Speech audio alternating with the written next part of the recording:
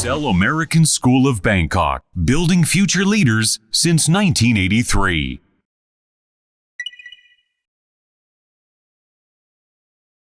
We are welcoming EL teacher Miss Barbara today. And Miss Barbara, can you introduce yourself? Yes, my name is Barbara Kalis, and I am from the United States, but I have lived in Thailand for a long time. My own children started at Early Learning Center, went on to ASB, and graduated from ISB. So I have a lot of international school experience, and they were also part of the old Bambi a long time ago. You said you were from Bambi. But I worked at ISB for a long time, teaching middle and high school, and right now I've been teaching elementary school and middle school at ASB. I've had so many Japanese students, very dear to my heart, because I've had so many of them, and they've really been very successful, going on either to Japan or back to colleges around the world. Okay, so Miss Barbara, how many years have you been working at ASB, and what do you like the most working out here? I've been working, this is my 7th year at ASB, and I think what I like the most is the community spirit that our school has.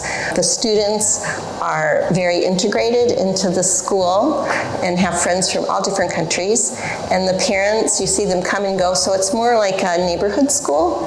When I've worked at other schools, people were bust in, bust out. Right. But this school has a big international community that surrounds it, so it's very nice that it's sort of a home for not just the kids, but for the families. Right. Because students learn English through activities, through the friends, talking to the teachers, not only just academic way, they learn English and observe for many different ways. Yes, that's the beauty of our school, is to see the kids make their friends, because actually that's the way that they become emotionally connected to the school, and we know that your interest in communicating in English is directly related to the English that you learn. Need to know. So if you really are interested in your friends talking to people in English, they learn very quickly. Okay. So how about the Japanese students who come from Japan to Thailand as expat families and they never learn any English, almost zero English in the joining international school? How is the transitions from Japan to Thailand International School?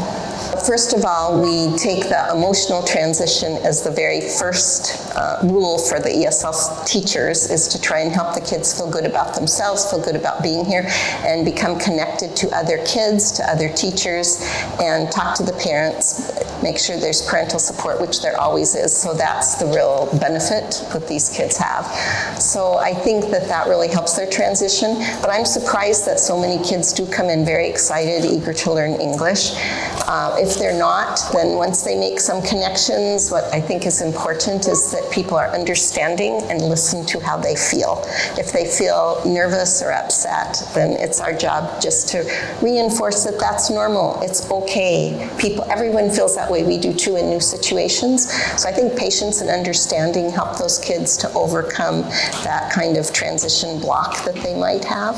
I see the kids here fit in rather quickly, but the beginning is a little rocky for them.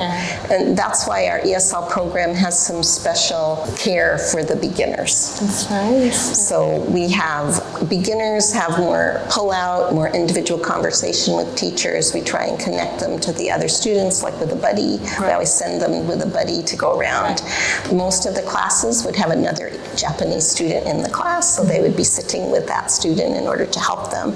And the students here are very giving, and they really want to help their friends to be integrated. Miss Barbara, she needs this, she needs that. Sometimes I have to tell them, wait, don't speak for her.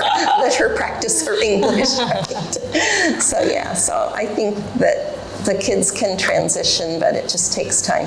Academically, when they come from the Japanese system, they're usually quite good at math, which is a big benefit, and often at the top of the class. They also have good grounding for science and science concepts, which also can be more concrete. Through pictures, through experiments. So they come with this good academic background. And lastly, they really learn how to study in a Japanese system. so they are students who have that self-discipline for study. So all of those things really help them. I think one of the big challenges of an American system might be that as they get older, they are even more expected to think critically and creatively. So even in exams, they might not be asked for the answer, but to come up with their own unique ideas about how to apply what they've learned, which is hard for everyone, right? Not just the Japanese students, but it seems very different for them. But it's very exciting to see that aha moment, right? They're like, oh, we get it. We have an insight. Right. Okay, great. So how do they prepare themselves once they decided to come to international school, their English skills? I think to prepare for coming, it would be nice if they have some more conversation, because I think the hardest thing for them is not to be able to speak to their friends and teachers. So I know the Japanese system, often the kids come with an alphabet. They know the alphabet. Sometimes they can read a little bit, right? And so that is all very beneficial, but I think for the kids to adjust, that speaking is really the thing that they need to feel a little more comfortable with. So if they can have some conversation lessons, just so that they have a little more confidence coming in. They should be able to introduce themselves to their class. Right. Yes, confidence is one of the key to improve their English, because they are able to talk with friends, teachers, they can ask the questions. Once they build the confidence, they can pick up the English really quickly. Right, so yes, they can have some conversational English, and then after that, of course, if they learn to read a little bit, write a little bit, it does help them. Anything helps. But I think that confidence to come in. Also, just I think the I can attitude that the parents emphasize that, you know, if they can do Japanese, they can do English. It's not that different in terms of the underlying skills. Right. So the better their Japanese, the faster and better their English will be. Yes, correct. So I tell the parents, we'll do the English job, you please do the Japanese work. We can't teach Japanese. So they still need to, if they improve their literacy skills in their own language, the English will come faster. Okay, great.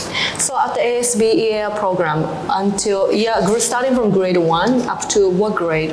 Right now we have ESL all the way up to 12th grade, but most students, they're not accepted in 12th grade, I believe. Right, okay. So we have only a few students in 12th grade at this moment. Okay. So we have beginners right now throughout the school.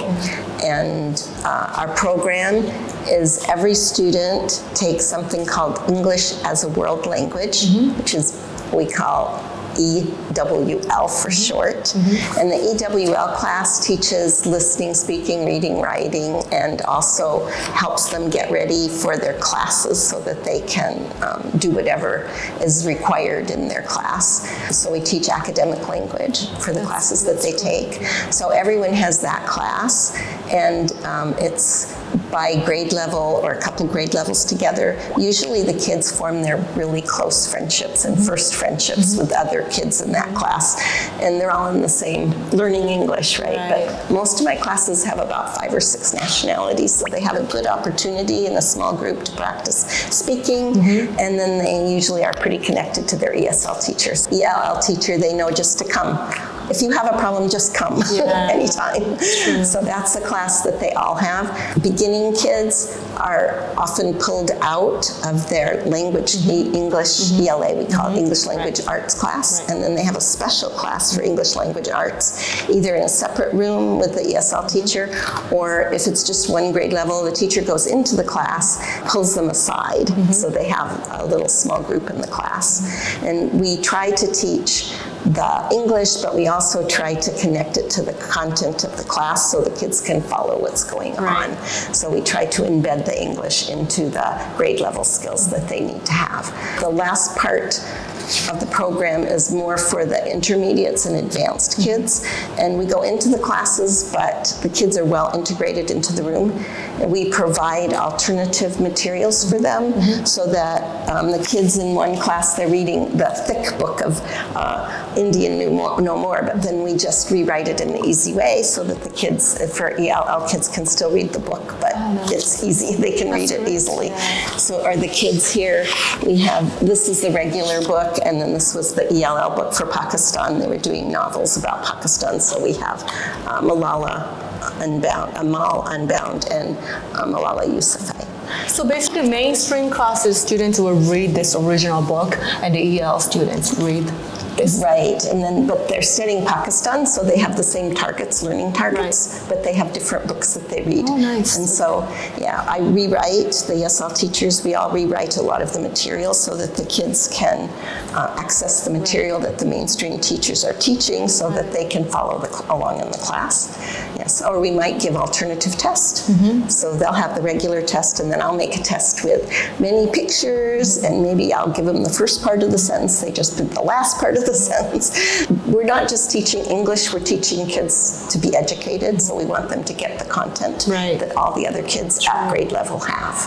So we try to organize the English, reduce the language demand, and still keep the content demand so that they'll be able to go on to the next grade and still have everything that the students learned in the grade level. They're ready.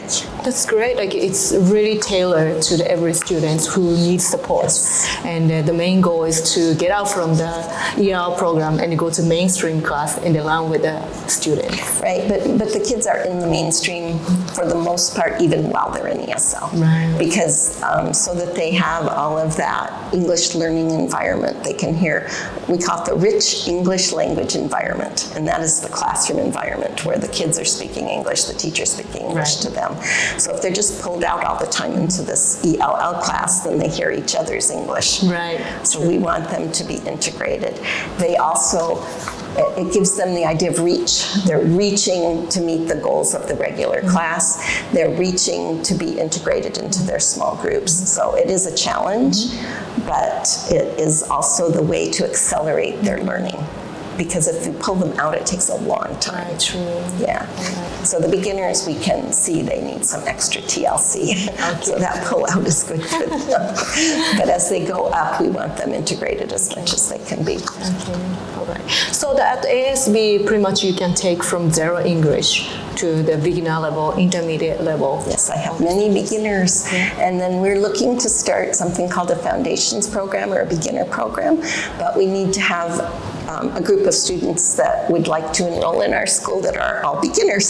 So if we have that group of students, then next year we will be able to start our beginners program. That's great. Like, it's more intensive English. Intensive English for a short period of time, and then they'll go into the mainstream. That's great. But I think that would really give the beginners some confidence before they go in and a step up to the school. And then they could also take art, music, PE, math, some other things with their friends in the school, but we would pull them out for some intensive language. So that's our goal, is to have enough students interested so that we can start that program. We tried this year, but we didn't have the interest. So, like, normally when they join with zero English and they come to the EL program, how long does it take to complete the EL program? I mean, I know it depends on the students. It depends on the kids. I hesitate to say it also depends on the age that they come in. I see. Right. And so I hope between 2 and 4 years is probably the norm, although I have students that are like 6 months, students that are a little bit longer. But most, I would say on average, my kids are in for about 2 years. That's the average. That's pretty. It's pretty fast. Yeah. The research would say to be totally bilingual takes 4 to 11 years is what the research says. That's a long time. It's a long time. And that's without special guidance, right? So we want to accelerate their learning so that they can become comfortable with English in a shorter period of time. So it seems to be working. Yeah, we're very happy with our success. The kids are doing really well. All right, thank you so much for today. And can you give any message to my audience? Yeah, I'd like to say that I think going to international school is a special experience for kids. I think sometimes it's somewhat anxiety-producing, but they have friends from all over the world forever. And my own children still stay in touch. They're out of school, but they still are with their international school friends. And I think they have a more global perspective on the world. I think that they are more tolerant. I think that they are able to manage their adult world with this new international connectedness that we have. So I think it's a big benefit to the parents, and I think the kids really have a wonderful time at our schools. So my kids are ever grateful that they had this experience. That's great. Yeah, very proud of the Japanese students that I have had. They have done really great. They've gone on to all different universities, Keio, Sophia, and Waseda, and where else did they go?